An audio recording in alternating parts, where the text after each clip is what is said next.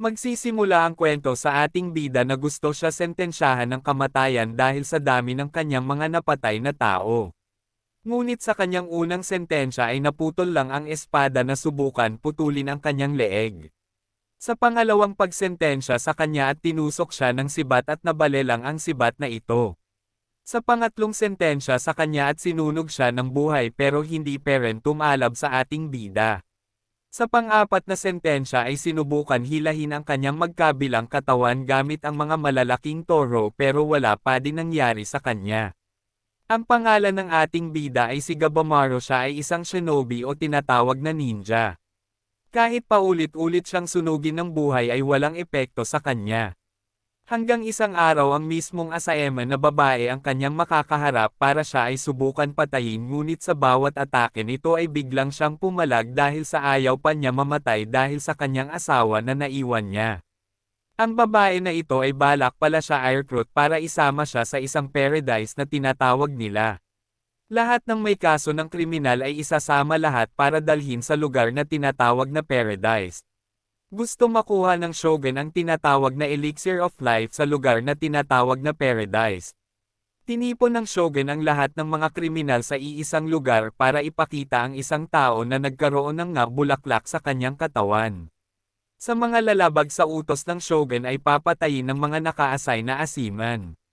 Dahil sa dami nilang kriminal at iilan lang ang capacity para isakay sa bangka ay kailangan nilang mabawasan, silang lahat ay magpapatayan bago sila pumunta sa paradise. Ang matitira sa kanila ay ang mapupunta sa tinatawag nilang paradise. Nakarating na sila sa tinatawag nilang paradise of heaven, bumungad sa kanila ang mga madaming bulaklak. Sa di inaasahan, bigla na lang inatake ang ating bida ng isang kriminal na mahilig sa sandata. Bawat atake ng kalaban sa ating bida ng kanyang sandata ay walang talab kahit ano pa ang gamitin nito, pero sa isang atake lang ng ating bida ay patay agad ang kanyang kalaban.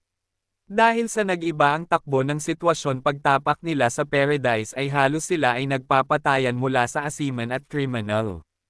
Kahit ang bida natin ay sinubukan niya itong tangkain na patayin, pero sa sarili nila ay hindi nila kaya patayin ang isa't isa. Nagulat ang mga kriminal at asiman dahil sa mga naglabasan na kakaibang halimaw na kakaiba ang itsura. Sinubukan ng ating bida na patayin lahat ng mga halimaw na nakapaligid sa kanila, inubos ng ating bida ang mga halimaw na ito.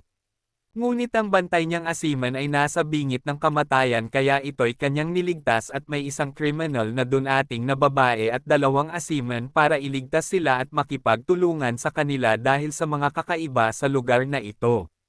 Bawat isa sa mga kriminal ay may nakaharap na mga halimaw, pero sa lakas nila ay madali lang naman nila ito napabagsak.